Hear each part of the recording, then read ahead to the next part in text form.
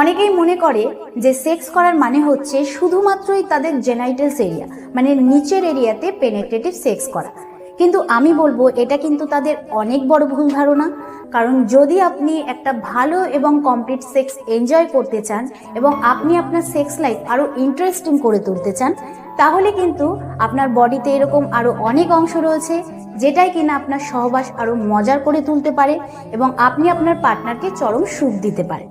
তো আজকের এই ভিডিওতে আমি আলোচনা করব ওরাল সেক্সের ব্যাপারে, যে ওরাল সেক্স কাকে বলে, এটা কিভাবে করে, আর এটা করা ঠিক নাকি ভুল। নমস্কার, আমি মাধুরী দাস, হেলথ কনসালটেন্ট। তো চলুন শুরু করা যাক। আসুন সবার প্রথমে জানি যে ওরাল সেক্স কাকে বলে। ওরাল সেক্স মানে হচ্ছে আপনার জিভ দিয়ে, মুখ দিয়ে বা ঠোঁট দিয়ে সেক্স করা। এটাকে যদি একটু ডিটেলসে জানি তাহলে এরকম দাঁড়ায় যে আপনি আপনার পার্টনারের প্রাইভেট পার্টসে, মানে সেটা ছেলেদের লিঙ্গ হতে পারে বা মেয়েদের ভ্যাজাইনা হতে পারে, সেখানে জিভ লাগিয়ে বা ঠোঁট লাগিয়ে তাদের উত্তেজিত করা। কিন্তু শুধুমাত্র যে ওরাল সেক্স ছেলেদের লিঙ্গে বা মেয়েদের ভ্যাজাইনাতেই করা যায় এরকম কিন্তু নয়। এটা কিন্তু আমাদের শরীরে এরকম আরো অনেক জায়গা রয়েছে যেখানে কিনা আপনি ঠোঁট দিয়ে টাচ করলে বা মুখ দিয়ে টাচ করলে আপনি ধারণাও করতে পারবেন না যে আপনার পার্টনার পেনিট্রেশন ছাড়াই, ইন্টারকোর্স ছাড়াই কতটা তৃপ্তি লাভ করতে পারে, কতটা চরম সুখ পেতে পারে। তো ওরাল সেক্স কিন্তু একটা টেকনিক, একটা প্রসেস যেটা কিনা খুব কম লোকেই বুঝতে পারে। যখন আমরা কোনো রোমান্টিক ভিডিও দেখি তখন কিন্তু সেখানে সেরকম কোনো সিন না দেখালেও আমাদের ইরেকশন চলে আসে। কেন? কারণ সেখানে স্টেপ বাই স্টেপ বাকি এরিয়াগুলোতে জিভ দিয়ে বা ঠোঁট দিয়ে প্লে করা হয়, যেটা দেখে আমাদের ইরেকশন চলে আসে। তো আপনি আপনার জিভের যদি সঠিক ব্যবহার করেন তাহলে কিন্তু আপনার পার্টনার খুবই স্যাটিসফাই হবে। কারণ জিভ এমন একটা জিনিস যেটা কিনা পুরো শরীরে সুড়সুড়ি দিতে পারে।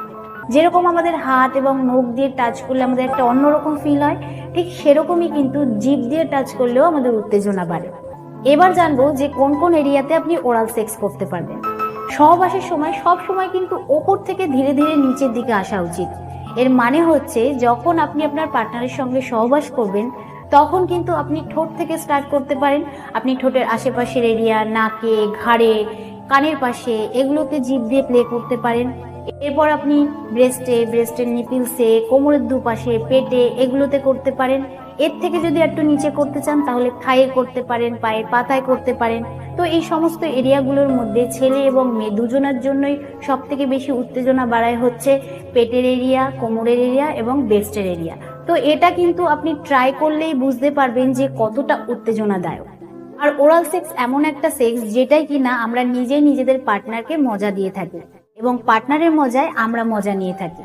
কিন্তু অনেকে এরকম রয়েছে যারা কিনা শুধুমাত্রই ভ্যাজাইনাতে বা লিঙ্গতে ওরাল সেক্স করতে পছন্দ করে। তো তাদের ক্ষেত্রে বলবো তাদেরকে কিন্তু সবসময় নিজেকে পরিষ্কার পরিচ্ছন্ন রাখতে হবে। যেরকম ধরুন আপনার প্রাইভেট পার্টস ভালো সাবান দিয়ে বা লিকুইড দিয়ে পরিষ্কার করতে হবে এবং প্রাইভেট পার্টসের আশেপাশে যে লোমগুলো রয়েছে সেগুলোকে কেটে পরিষ্কার করতে হবে। এছাড়া ভালোভাবে ব্রাশ করতে হবে, মুখে যাতে গন্ধ না হয় তার জন্য আপনি ভালো মাউথ ওয়াশ ইউজ করতে পারেন। আর ওরাল সেক্সের সময় কিন্তু অবশ্যই কন্ডোম ব্যবহার করতে হবে।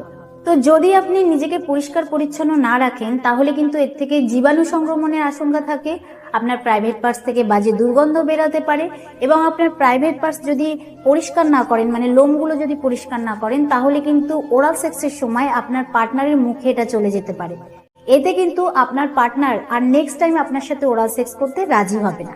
তো আপনি ওরাল সেক্স যেরকম ভাবেই করে থাকুন না কেন, যেখানেই করে থাকুন না কেন, এটা করার আগে কিন্তু পার্টনারের অনুমতি অবশ্যই নিয়ে নেওয়া উচিত। কারণ এটা কিন্তু অনেকেই পছন্দ করে থাকে, আবার অনেকে পছন্দ করে না। তাই এটা কখনোই জোরজবস্তি করে করার চেষ্টা করবেন না, এতে কিন্তু রিলেশনে খারাপ প্রভাব পড়তে পারে। আর এরই সাথে আপনার এটা জেনে রাখা দরকার যে প্রাইভেট পার্টসে ওরাল সেক্স করার ফলে কিন্তু শারীরিক কিছু ক্ষতি হতে পারে। সায়েন্স এটা প্রুভ করেছে যে কোনো রকম প্রোটেকশন ছাড়াই যদি ওরাল সেক্স করা হয় প্রাইভেট পার্টসে তাহলে কিন্তু অনেক রকম ইনফেকশন ছড়াতে পারে। যেরকম হচ্ছে এইচপিভি এমন একটা ভাইরাস যেটা কিনা ওরাল সেক্সের মাধ্যমে মুখে চলে যায় এবং মুখে গিয়ে সেটা মুখের ভেতর ছড়ায়, দাঁতে ছড়ায় এবং পেটের ভেতরেও চলে যায়। এতে কিন্তু মেয়েদের সার্ভাইকাল ক্যান্সার হওয়ার চান্স থাকে এবং ছেলেদের গলায় ক্যান্সার হওয়ার চান্স থাকে। এছাড়া এরকম আরো অনেক ভাইরাস ছড়ায়, যেরকম হচ্ছে HIV, তারপরে সিফিলিস, ক্লেমাইডিয়া। তো এগুলো মাথায় রেখে কিন্তু তারপরেই সহবাস করবেন। আর সবার শেষে এটাই বলবো যে প্রত্যেকটি ব্যক্তির চিন্তা ভাবনা কিন্তু আলাদা আলাদা হয়, তাই সেই ব্যক্তির ওপর নির্ভর করে সে ওরাল সেক্স করবে কি করবে না। তো আমি আশা করব যে এই ভিডিওর দ্বারা আপনি উপকৃত হবেন। তো ভিডিওটা কিরকম লাগলো অবশ্যই কমেন্টে জানাবেন। আজকের মতন এতটুকুই, আবার দেখা হবে পরবর্তী ভিডিও নিয়ে। নমস্কার।